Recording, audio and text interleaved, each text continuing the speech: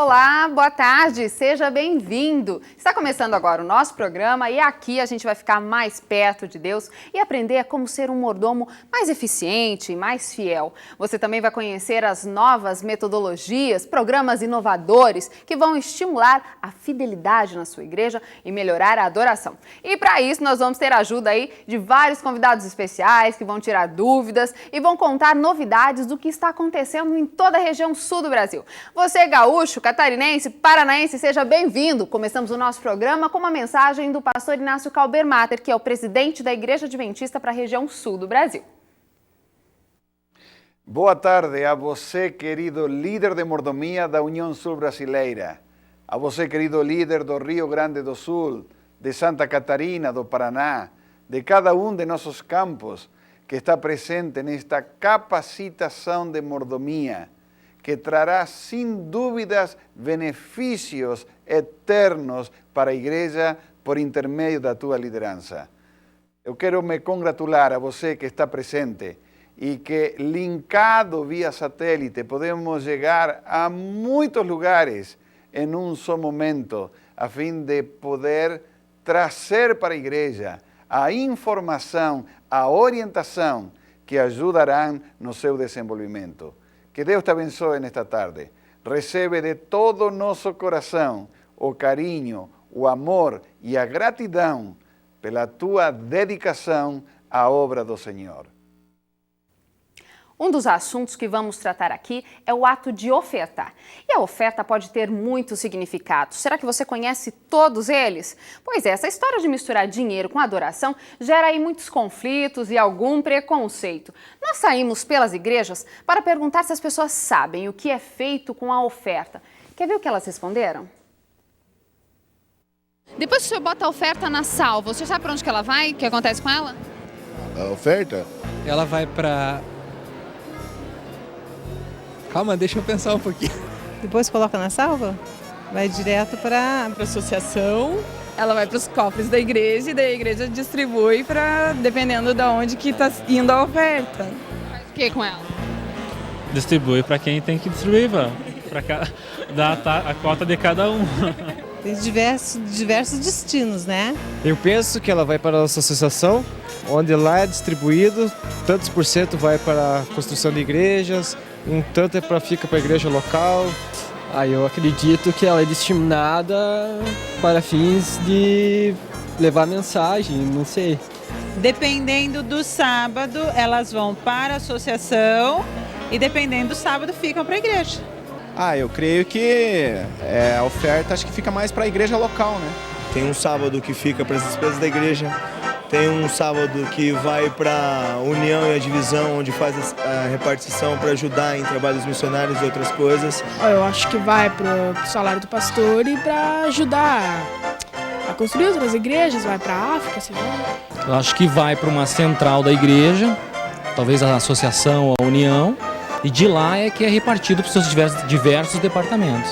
Não, uma parte fica para a igreja. É diferente do dízimo, que é para o sustento dos pastores. E depende de como você destina, eu não sei. Vai para as mãos de Deus, usada para as causas mais necessitadas no trabalho de Deus. 40% dela vai para cima, 60% fica aqui. Ela vai para a associação, de lá um pouco vai também para a união, e da união vai para a divisão, e da divisão vai para a conferência geral. O que acontece com o dinheiro da oferta depois que vocês colocam ali na salva na igreja? Ele vai para a secretaria. Vai para a união, passa para a secretaria e depois vai para a união. A união passa para, acho que para pastores, esse é o dízimo. É o dízimo? Mas não é o dízimo. A confusão é nítida. A maioria das pessoas que costumam dar oferta nas igrejas não tem a menor noção do que é feito com o dinheiro. Isto reflete a falta de conhecimento do significado da oferta. Antes de saber o que é feito com essa dádiva, é preciso entender o que ela simboliza e quando surgiu. Ou você acha que essa história de ofertar é recente? Nada! Já no Éden, essa prática foi instituída. Sabe por quem? Pelo próprio Deus. O exemplo clássico é o de Caim e Abel. Os dois ofereceram, mas só um foi aceito. Isto porque Abel obedeceu às orientações de Deus e Caim quis fazer do seu próprio jeito. Veja, os dois eram crentes, os dois deram ofertas, mas só um foi aceito. A diferença está no sentimento por trás da ação. Um adorou a Deus, o outro não. Abel entendeu a missão do Cordeiro de Deus e deu uma oferta de gratidão, enquanto Caim quis oferecer os seus próprios méritos, esperando reconhecimento ou recompensa. Não estava grato por Cristo. Esse professor universitário, que compõe muitas músicas relacionadas a louvor e adoração, explica que dar pode ser uma forma de negar.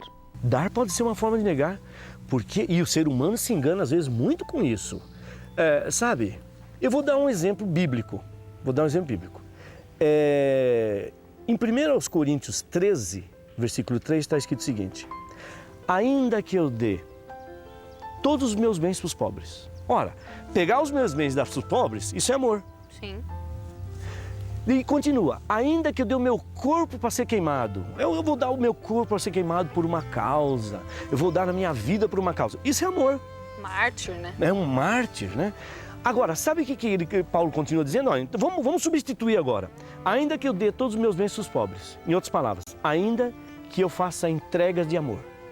Ainda que eu dê o meu corpo para ser queimado. Em outras palavras, ainda que eu tenha gestos de amor. E ele continua, se eu não tiver amor, como é que pode isso? É que Paulo está dizendo que o ato de você mostrar amor com entregas pode ser uma negação desse amor. Você tem que entregar e você tem que realmente entregar por um verdadeiro sentimento de amor. Parece tão complicado porque a oferta é uma aula. Este plano de ofertar foi a maneira que Deus criou para ensinar muitas lições. Além de minar o egoísmo, ela desenvolve dependência e reconhecimento das bênçãos de Deus e, principalmente, revela o plano da salvação. Este especialista em Velho Testamento explica como acontecia. Bom, nós temos ali dois tipos de descrição na Bíblia. Você tem a descrição na época patriarcal, não é? E basicamente a descrição da época patriarcal é o holocausto. Ou seja, o patriarca construía um altar e sobre ele oferecia um animal puro, geralmente ovelha, ou bode, ou bezerro, não é? Ou bezerra. E esses animais, então, eles eram totalmente queimados. Isso nós chamamos de oferta de holocausto. Tá? Então, quando a gente lê sempre na história dos patriarcas, Abraão, não é? O Noé, a história de Jó, são essas ofertas que nós temos ali, o caso da oferta de holocausto. Agora, com a construção do templo, nós temos aí já uma série de ofertas, um sistema de ofertas bem mais complexo. Quer dizer, antes do templo era só um tipo de oferta? Antes do templo nós temos lido ali somente um tipo de oferta. Nós tínhamos, sem dúvida ali, além das ofertas, nós tínhamos menção do dízimo, que o patriarca devolvia o dízimo a Deus, devolveu o dízimo, Abraão devolveu o dízimo ao sacerdote Melquisedeque, não é?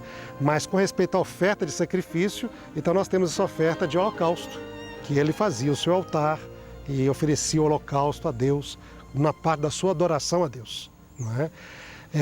Agora, depois com a construção do tabernáculo com Moisés, no Levíticos, nós temos ali uma série de outros tipos de sacrifícios. Por que mudou? Okay?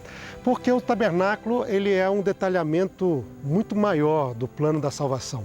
Ou seja, as ofertas que surgiram depois foram ordenadas e instruídas por Deus também. Mas para poder dar mais detalhes, porque Deus ele vai revelando o seu plano, vai detalhando, trazendo uma luz cada vez maior daquilo que ele planejou, não é? O fato é que a oferta é um plano divino, mas o dar sem obedecer às orientações de Deus não tem qualquer valor. Aumenta com o uso.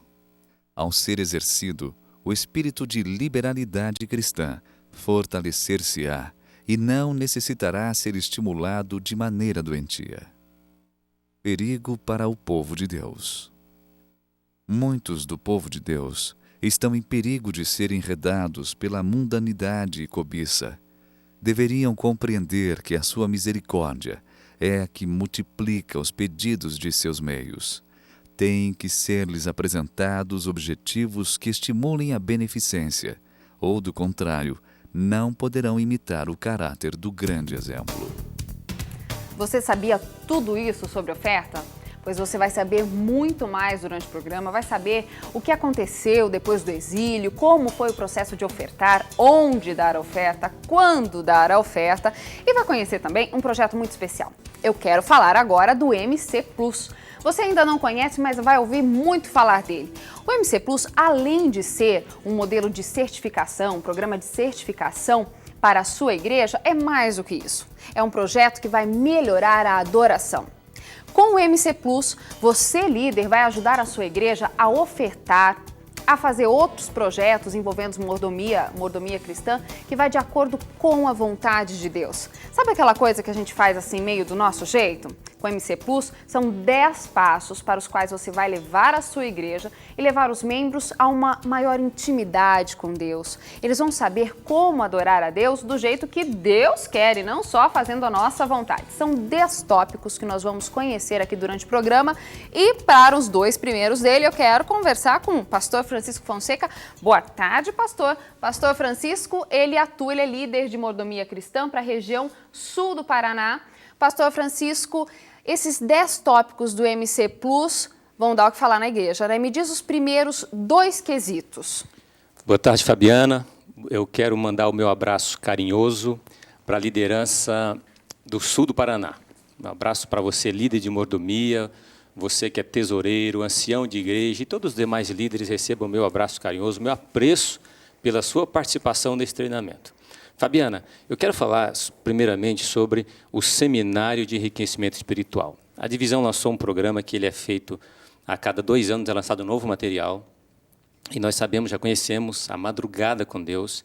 E essa Madrugada com Deus, Fabiana, ele toca na pedra fundamental da mordomia cristã, que é a comunhão com Deus. Tudo começa com a comunhão. Sem comunhão, tudo perde sentido. Então, daí a importância da gente colocar aquele membro que faz a comunhão inserido também na missão. Não é só comunhão, é também missão. E o outro item que eu quero tocar, que eu acho de extrema importância, é o diagnóstico espiritual. Esse diagnóstico, nós analisamos, Fabiana, a questão dos sintomas de uma doença. É como se fosse uma doença.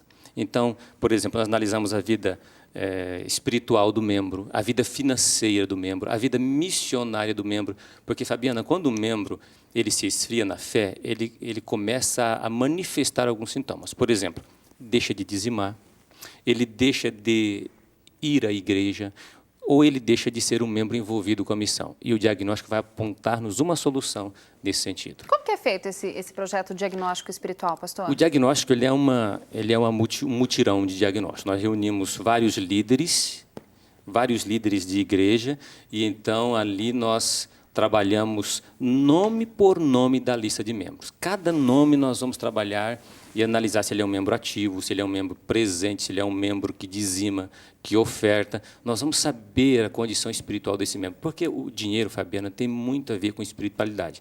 A Bíblia diz, o Senhor Jesus falou, onde tiver o teu tesouro, ali estará o seu coração. Então, a questão do dinheiro revela sobre a espiritualidade do membro.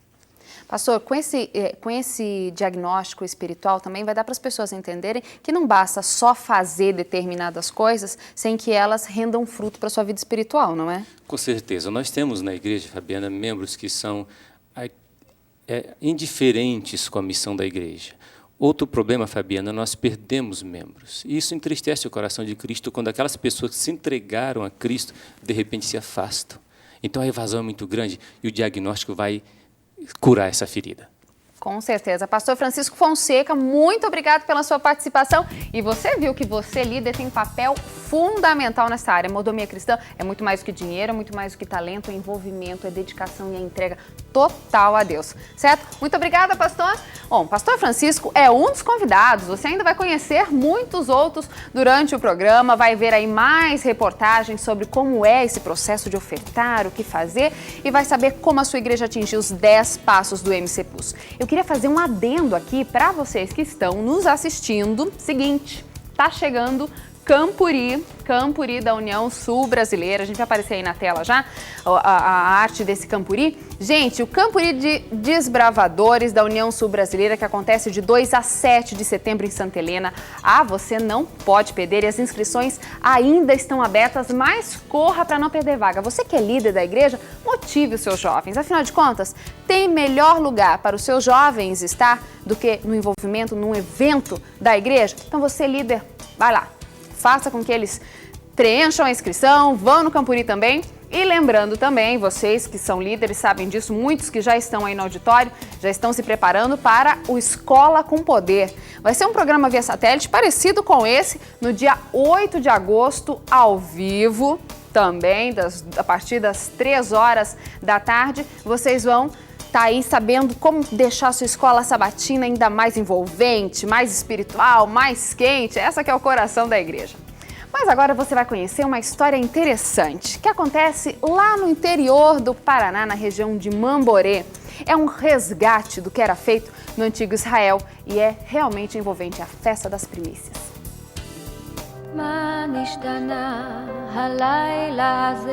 As famílias seguram as oferendas e colocam cuidadosamente sobre o altar. Dirley e a esposa Silmara trazem algo mais, além dos frutos da terra. Tem nos braços o pequeno Rafik, que será dedicado a Deus. Junto com mais 11 famílias, eles representam as tribos de Israel. Chegam para festejar as bênçãos da colheita.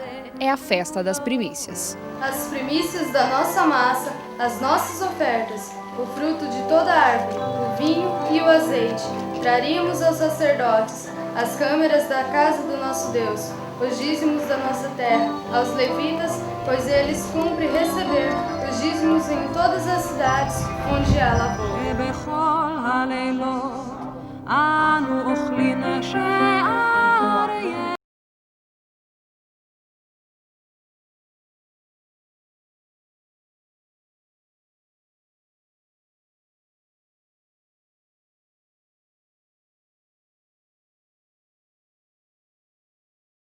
Então é uma questão de fé mesmo, né?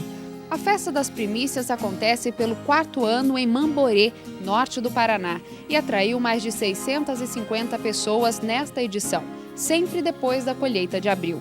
É uma celebração que lembra os costumes judeus, com um propósito bem definido. Eles deixavam para dizimar no final de tudo.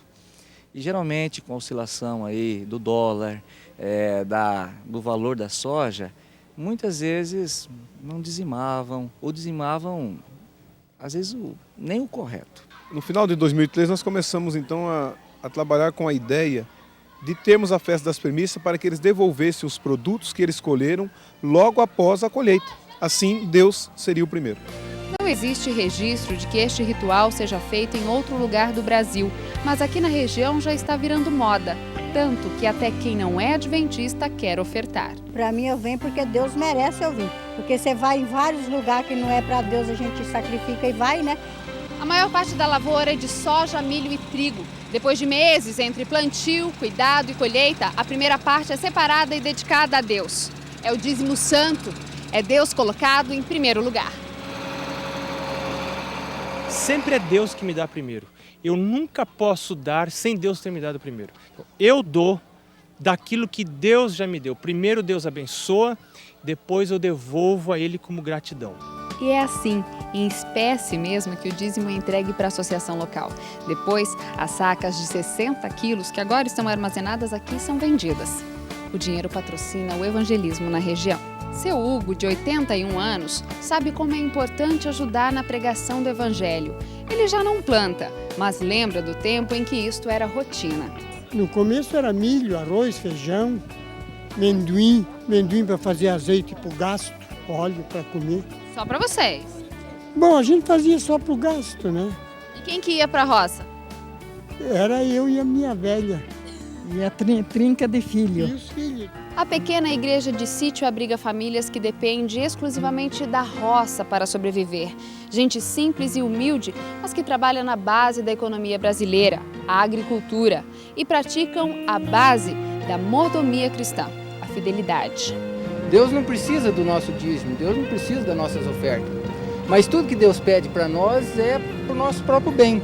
Para o agricultor, terceira geração no ramo, o dízimo é só um treino para entregar algo muito maior. Se um dia Deus pedir tudo de nós, até nossa vida, até nossa família, tudo que é mais importante para nós vamos ter uma fé suficiente para isso? Deus, na sua sabedoria, ele criou o dízimo para isso, para exercer nossa fé, para nós tenhamos uma chance de desenvolver nossa fé.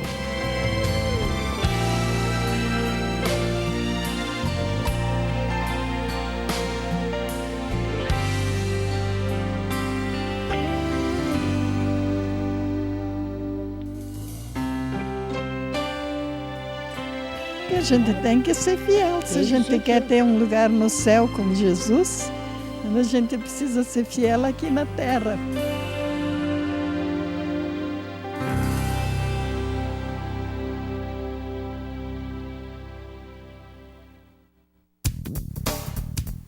Lindo, né? No mínimo inspirador. E nós vamos conversar com um dos idealizadores da ideia, é o Wilson Gomes. Ele é advogado. Boa tarde, Wilson. E ele é o líder de mordomia cristã lá da igreja de Mamborê Sítio, certo? Certo. Boa tarde, Fabiana. E queremos dar nossa saudação a todos os amigos da Norte Paranaense que estão reunidos no IAP. A nossa saudação a todos os líderes que estão aí. Que Deus os abençoe para aproveitarem este encontro, este treinamento para que nós possamos crescer e ajudar nossas igrejas a crescerem espiritualmente. Wilson, vocês falaram uma coisa muito interessante naquela época da matéria, e, gente, vale lembrar que, assim, ó, essa festa está acontecendo todos os anos e cada vez mais pessoas, né, porque virou uma atração para o público adventista ver esses agricultores separando as primícias da terra para dar, para devolver para Deus, mas você falou ali que começava, eles davam uma porcentagenzinha, não dava exatamente o certo, e vocês têm um projeto muito interessante de proporção, de percentualidade. Como é que funciona isso lá na igreja de Mamborê Sítio? Veja, quando nós começamos a primeira edição da Festa das Primícias, a igreja devolvia como oferta 2,5%. Nesta última festa, que foi a deste ano, a igreja alcançou um percentual de 7,3%. Demonstrando que os irmãos entenderam o projeto de mordomia, que não é um projeto da igreja, não é um projeto do Gomes, do pastor, é um projeto de Deus. Deus, ele deixou muito bem delineado, através da inspiração, que se nós formos fiéis nos dízimos e nas ofertas, não haverá falta de recursos na igreja. E não tem faltado mesmo lá, mesmo aumentando assim, tanto o número de ofertas? Graças a Deus, Fabiana, não tem faltado. A igreja tem conseguido, naquilo que você falou na reportagem, proporcionar não só o evangelismo ali na nossa igreja, na nossa região, como também ajudar outras igrejas. Só para fins de entendermos, este ano a igreja liberou para igrejas que não são as nossas ali, mais de R$35 mil. Os desbravadores, votamos na semana passada, questão de 15 dias, R$10 mil para eles irem ao Campuri, que você mencionou há pouco. Então, tudo financiado pela igreja. Por quê? Porque a igreja tem um projeto, que não é da igreja, é um projeto de Deus, o plano de dízimo e de ofertas. Vale lembrar que o que o Wilson está falando pode acontecer em outras congregações, porque não é a igreja de modo geral que está fazendo isso, são os membros daquela igreja. E isso pode acontecer na sua igreja também, porque você fala em outros projetos, a igreja é viva, né? Ela pode ajudar tanto os bravadores como a sociedade, e essa prosperidade que Deus retribui também não deixa de ser um testemunho vivo do que é ser fiel a Deus nas ofertas, né, Wilson? Sim, e você veja, a primeira festa das primícias nós tínhamos 100 pessoas. Nesta que você esteve, 650. Esta deste ano, mais de 2.300 pessoas estiveram ali. E o que é importante, pessoas que não são adventistas, como estava na reportagem, vão lá e querem devolver sua oferta. Por quê? Porque entendem o programa de Deus. E é isso que nós temos que fazer com que as pessoas entendam, que não é o dinheiro, é eu entender o programa de Deus para a minha vida. Agora, só uma perguntinha rápida, só me responde um número. Qual é o teu sonho de percentualidade de oferta naquela igreja? É o sonho de Deus. O povo de Israel devolvia 25%. E nós estamos com esse projeto, 25%. 10% de dízimo, 15% de ofertas. Assim, nós estaremos ajudando na pregação do Evangelho e ajudando a igreja a crescer e a espiritualidade dos irmãos. Por quê, Fabiana? Porque quando eu sou fiel, eu deixo de ser egoísta. Eu sendo egoísta, eu estou próximo de Deus. E você, deixando de ser egoísta, exatamente, eu estou próximo de Deus. Você não tem como não receber as bênçãos de Deus sendo fiel. Que lindo, né? Tá aí uma inspiração para a sua igreja. Quem vai falar um pouquinho com a gente agora é o pastor Miguel Pinheiro, que é o nosso líder de mordomia para toda a região da América do Sul. Olá, irmãos queridos da União Sul Brasileira. Hoje eu estou no Chile, aqui na cidade de Osorno, mas eu não poderia deixar de mandar um abraço para vocês e felicitá-los por esta nobre iniciativa de continuarem crescendo aí no conhecimento do Ministério da Mordomia Cristã. Deus abençoe a todos vocês e eu espero que ao fim desse programa estejam muito mais motivados para continuar servindo a Jesus e dedicando tudo de vocês em resposta a a todas as bênçãos que o bom Pai Celestial tem derramado sobre vocês. Continuem assistindo, aproveitem o máximo que puderem e eu desejo que vocês cresçam na graça e no conhecimento do Senhor Jesus. Um grande abraço para todos.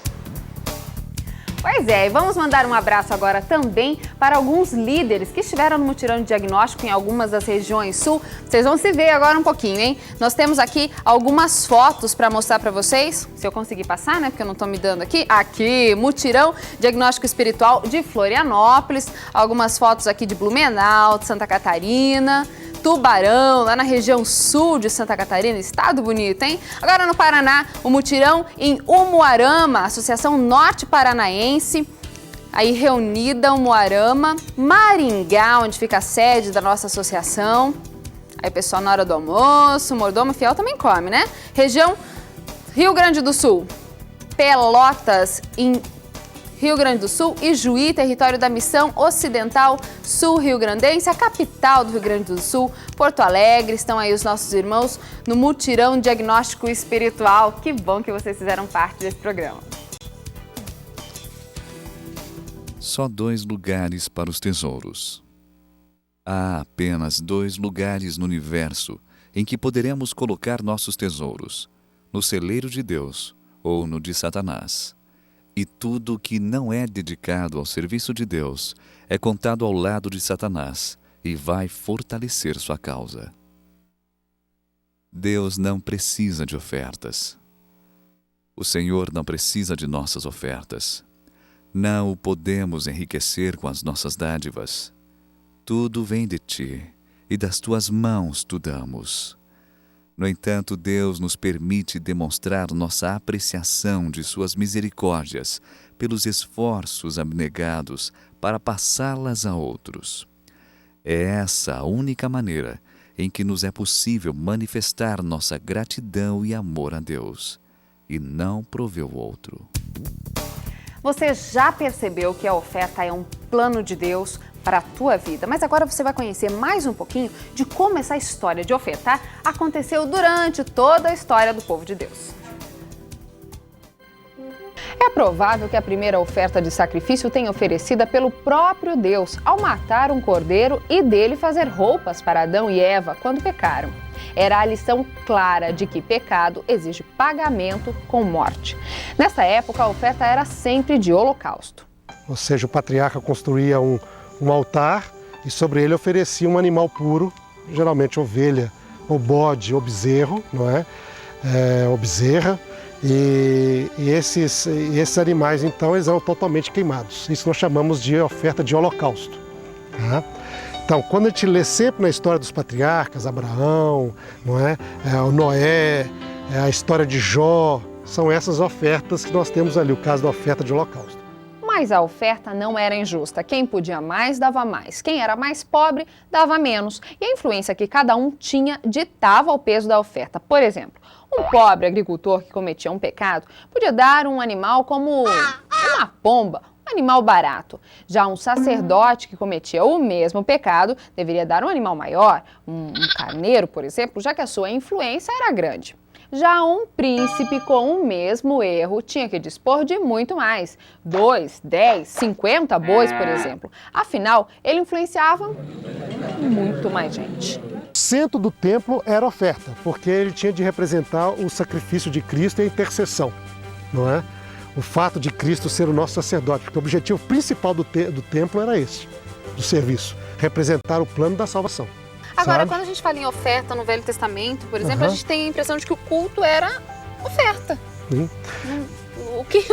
O que eles faziam além de entregar oferta? Bom, nós temos ali no contexto, a gente tem bastante orações, nós vemos pessoas orando a Deus, não é? Nós temos, às vezes, a pessoa exortando, quer dizer, o patriarca, ele funciona que nem o pastor, ele vai exortar, ele vai ensinar, orientar, não é? Mas, sobretudo, oferta e oração era a base, realmente. De adoração. E surgiu a sinagoga. Então, quando foi destruído o templo, criou um problema, não existe sacrifício. Então, durante os 70 anos que durou o exílio babilônico, o povo de Israel esteve no exílio e não havia sacrifício. O que nós temos ali de ideia com respeito à adoração de Deus aparece no livro de Daniel, aparece no livro de Ezequiel, não é? E a tradição judaica nos diz que foi nesse momento que começou a aparecer o sistema de sinagoga. A sinagoga é um local onde o povo se congrega para poder orar a Deus, para poder adorar a Deus, louvar a Deus, não é? E ouvir a palavra de Deus, receber a instrução da parte dos líderes religiosos. Mas não havia sacrifício. Quando termina o período do exílio, o povo pode voltar para Jerusalém, ele reconstrói o templo.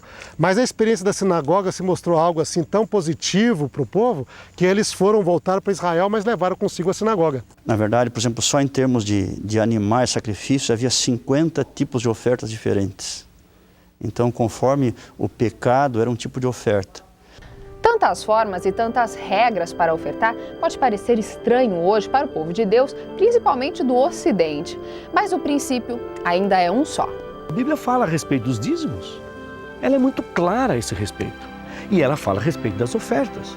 E que se nós negarmos os dízimos e negarmos as ofertas, nós estaremos roubando a Deus. A Bíblia é contundente. Ela é contundente nesse assunto. Então, veja bem, devolver os dízimos, porque tudo é de Deus.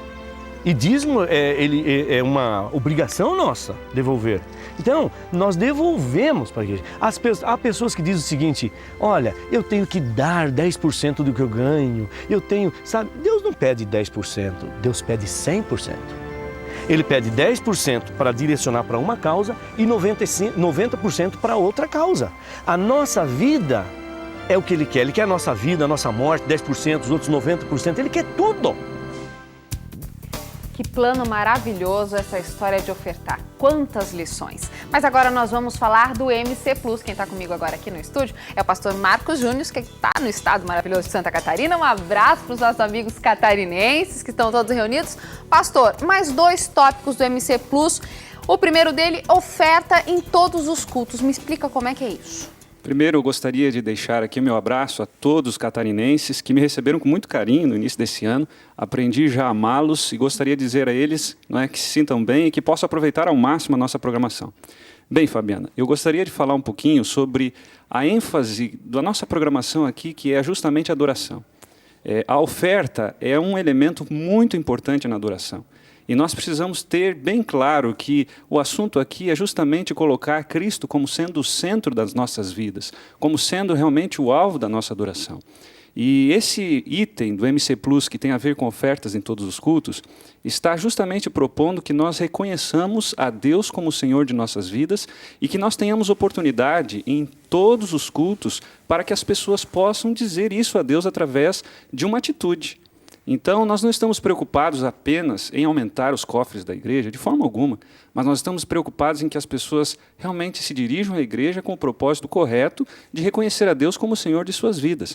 E alguém pode se perguntar, mas então quer dizer que eu tenho que levar ofertas todos os cultos?